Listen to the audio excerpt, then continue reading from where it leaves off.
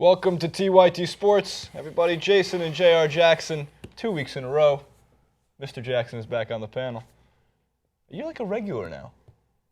The St. Louis Rams. I was saying as Jared walked into the... First of all, it's literally the first time I've seen you not wear a TYT-related shirt. Really? In a long time. I mean, usually you always have TYT Sports, the think tank shirt every so often. Those guys are libtards.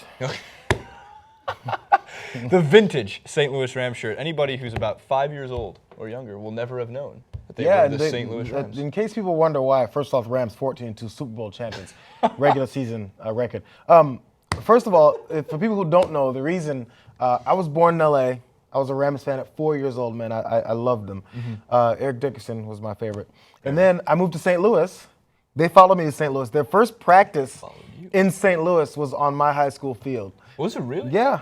It was the year Jerome Bass decided to stop playing football well and then hold out and let the Rams pay him and then go and play well again for the Steelers. Anyway, then after that, of course, I moved back here and went to school at SC, and then who follows me back? The Rams do. The Rams love me is the real thing. Interesting. It's one of the only Midwest cities I've actually been to is St. Louis. I used to go there during college. sorry There was about a that. conference we had to go to.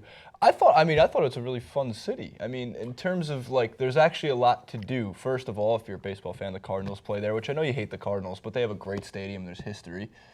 We stayed. I'm trying to think of exactly where we were staying, but it was at one of the Marriott hotels for conferences. And I don't know. There was a lot to do walking around. Wise, I thought it was historical because the arch. But then I saw the arch, and anytime I went back. No interest. I was like, no, I don't care. It's probably a cool city. I was a kid. I left at 16, so I never experienced nightlife or. It just got a good sports. It's got sports history there, and for me, that's all I really care about in the city. If a city doesn't have a lot of sports teams, doesn't mean too much to me. All right, into our first story, which actually has to do with football, which is, are you rooting for Colin Kaepernick this weekend? A couple elements to get to right off the bat. For one, this is what the 49ers Twitter account tweeted out, I believe yesterday, on October 11th. Kelly on decision to start Colin Kaepernick.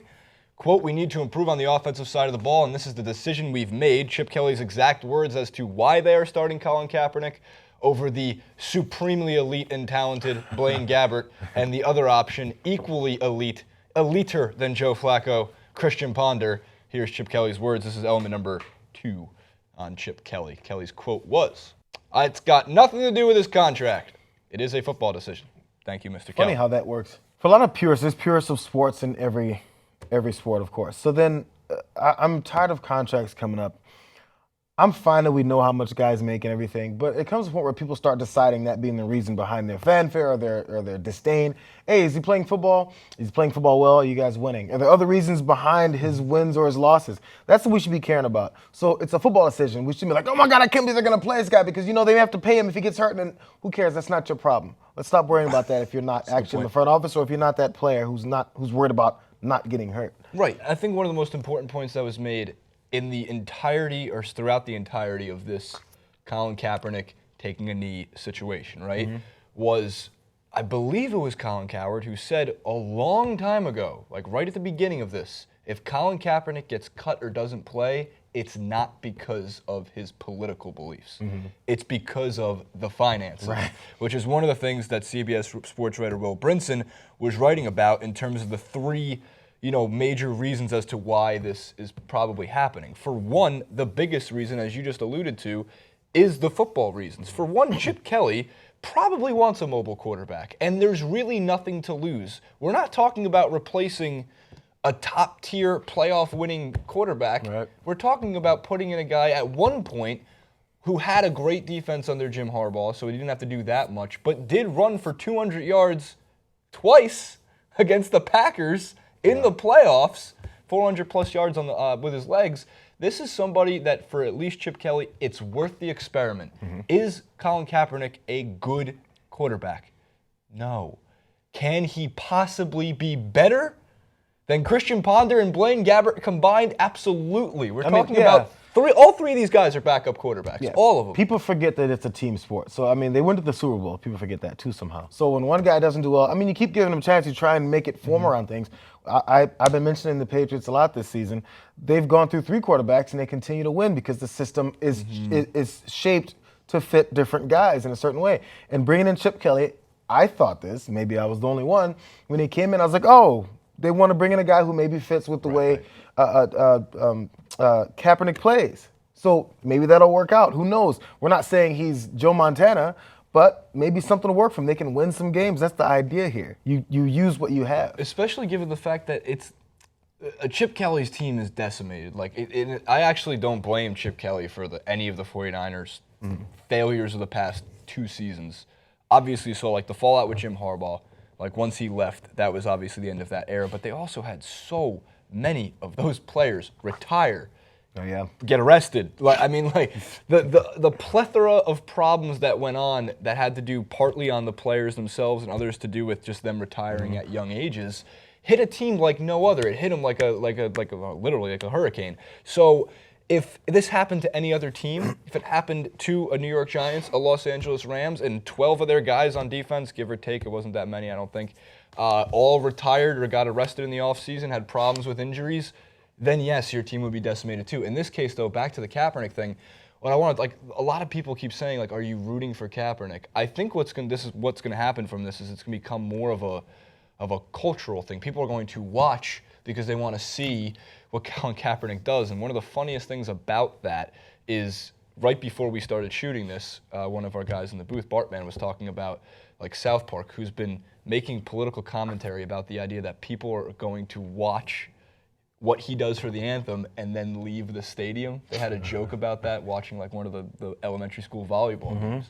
What's so funny about that is that's possibly I guarantee, we talked about ratings on yesterday's show, the ratings for kickoff of that game, or the 5-10 minutes before kickoff, are higher than any other point of that game itself, and also unless it's close in the end of the fourth quarter. Especially when the advent of your NFL Sunday ticket, which I also have, you watch pieces of games, and as I'm seeing games develop, I start watching certain games less, or there's a reason to watch this other game. So especially with that, when you're not stuck watching your local game, then you'll jump off it. But I want to see the kickoff too. But this is the thing, I want to see also if the 49ers start on defense. I'm like, okay, I don't really care. They're going to get scored on. So I just want to see what happens on offense. Not because of the anthem, because we know it's going to happen with the anthem. What I want to see is how Kaepernick's going to do. Anytime a new quarterback comes in, I watched the beginning of when in week 2, when Brad Sanford came in. I wanted to see how he wanted to look. I want to see, when a new quarterback comes in, you want to see what happens. Well, it's because you want to see if it works. And that's actually a really good example in terms of the system. Teddy Bridgewater worked in the Viking system. He was able to move the ball on offense. He got injured. They brought in Brad Sanford. And Brad Sanford is still able to move the ball and move the offense. Yeah. The nuts and bolts of this is, can Colin Kaepernick play better than Christian Gabbert? Yes, he can. So or Blaine Ponder. It doesn't matter which one. They're essentially the same quarterback. So I guess to answer the question that you don't like answering, which I understand why. Yeah, I'm rooting for him because honestly, I like discomfort. I like a bit of a riling up of the situation. You like the drama. Yeah, absolutely. So part of it, I don't care if the 49ers win. In fact, I would prefer they not win because my favorite team is in the division. Yeah. But overall, I like drama. Uncomfortable and weird situations are heavily underrated. I like awkwardness. Yes, so when it goes down and maybe people have to now struggle with, oh man, the 49ers are on a tear. Oh, and Kaepernick looks great. Oh, but I hate him. You know what it's going to do? It's going to make people actually think about what they really care about. Because I think so many people that were mad about his protest of sitting and kneeling during this national anthem, it just has to do with the fact he's a backup.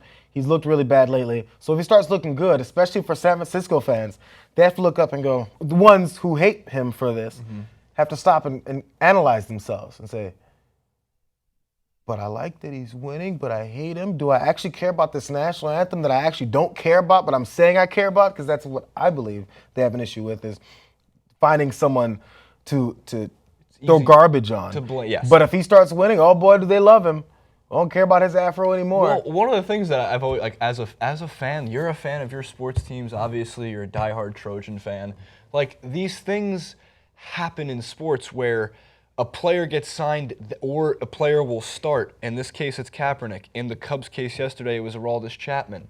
As a Cubs fan, and I've talked to people who are Cubs fans, no one liked that signing from the off-the-field perspective, but everybody likes it from the on-the-field perspective. And everyone will very much forget that the guy who closed out the National League Division Series for the Cubs is not exactly a good human being. But I get that's a different case, But in terms of because the fandom, at least he hurt someone. the fandom yeah. of it is that if you play well on the field, we tend to forgive, maybe not myself specifically, but we in general tend to forgive almost anything. So I think that's How long going have to be racists hated black people and brown people, but when they're playing well in their sports teams, they love them? How long has that been happening? Since the beginning of people of color being allowed to play in professional sports?